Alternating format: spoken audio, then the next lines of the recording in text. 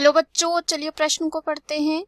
Seminiferous नलिका की गुहा में सर्टोली कोशिकाओं द्वारा स्पर्मेटोजोआ को मुक्त करने की विधि कहलाती है। पहला है स्पर्मियोजेनेसिस, दूसरा है स्पर्मेटोजेनेसिस, तीसरा है स्पर्मेटोसाइटोजेनेसिस, चौथा है स्पर्मिएशन। आइए देखते हैं इस प्रश्न का हल क्या होगा। सबसे पहले हम जो है बात करेंगे इस प्रश्न में मुख्य अवधारणा की बात करें, देखते हैं कि सेमिनिफेरस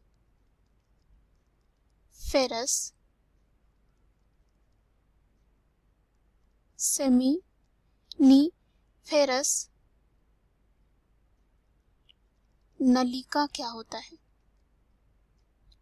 सेमिनिफेरस नलिका की बात करें या शुक्रजनक नलिका क्या होता है कि जो वृषण होता है, वृषण का निर्माण जो है अनेक पालियों द्वारा होता है, जिनमें से प्रत्येक वृषण में 1 से लेकर 3 शुक्रजनक नलिकाएं पाई जाती हैं। अर्थात प्रत्येक वृषण में 1 से 3 तक शुक्रजनक नलिकाएं पाई जा सकती हैं। और ये शुक्रजनक नलिकाएं ज्यादातर कह सकते हैं कुंडलित अवस्था में होती है। किस तरह होती है? कुंडलित अवस्था में पाई जाती है। और इन शुक्रजनक नलिकाओं में शुक्राणुओं का निर्माण होता है। किसका निर्माण होता है? शुक्राणुओं का।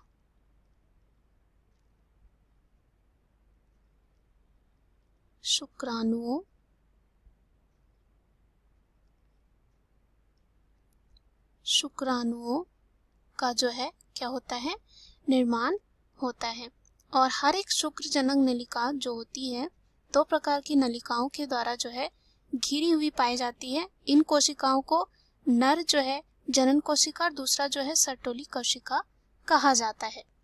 अब यहाँ पे अगर हम बात करें सेमिनिफेरस नलिकाओं में की गुहा में सर्टोली कोशिकाओं द्वारा स्पर्मेटोजोआ को मुक्त करने की विधि क्या कहलाती है, तो ये कहलाती है स्पर्मिएशन। क्या कहलाती है? स्पर्मिएशन क्या होता है, इसके बारे में थोड़ा हम देखते हैं। स्पर्मिएशन को हम वीर्य सेचन भी कह सकते हैं। इसको अगर हम परिभाषित करना चाहें या इसको समझना चाहें तो इस प्रकार हम समझ सकते हैं कि शुक्राणु जो होते हैं, शुक्राणु कायंत्रण के बाद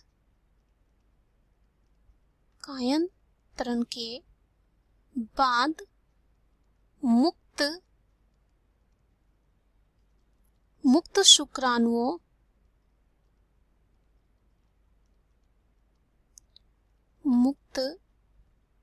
शुक्राणुओं के शीर्ष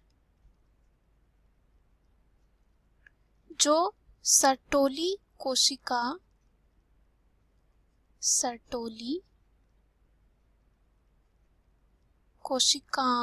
या कह सकते हैं कोशिकाओं में अंत स्थापित हो जाते हैं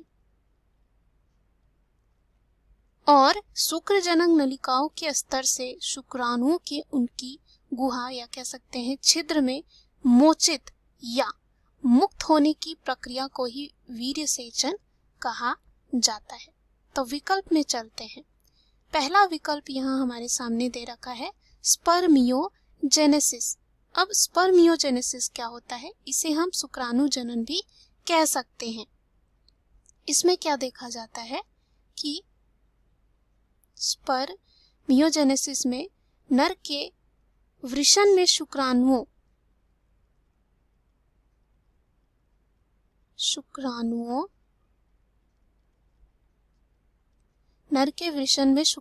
की निर्माण की प्रक्रिया को ही शुक्राणु जनन कहा जाता है या कह सकते हैं स्पर्मियोजेनेसिस कहा जाता है।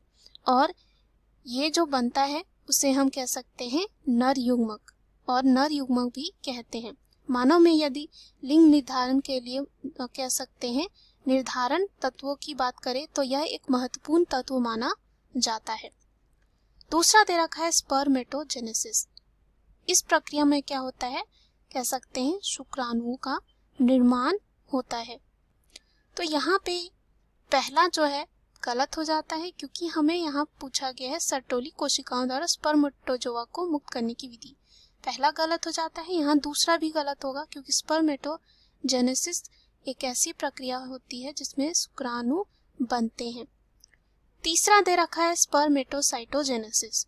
इसमें क्या होता है, हम कह सकते हैं इसमें स्वयं को बदलने के लिए और परिपक्व शुक्राणु बनने के लिए एक नियत कोशिकाओं की आबादी का उत्पन्न करने के लिए जो मूल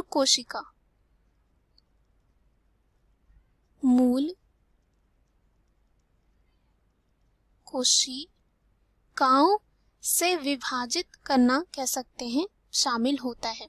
तो यहाँ पर ये क्या हो जाता है, गलत हो जाता है।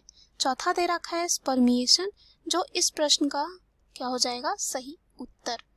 तो हमने देखा स्पर्मिएशन क्या कहलाता है और कैसे हम इसको जो है परिभाषित कर सकते हैं। सेमिनिफेरस नलिकाओं की गुहा में सर्टोली कोशिकाओं द्वारा स्पर्मेटोजोआ को मुक्त करने की विधि ही जो है स्पर्मिएशन कहलाती है। दिए गए प्रश्न का सही उत्तर डी है। आशा करती हूँ यह उत्तर आपको समझ में आया होगा। धन्यवाद।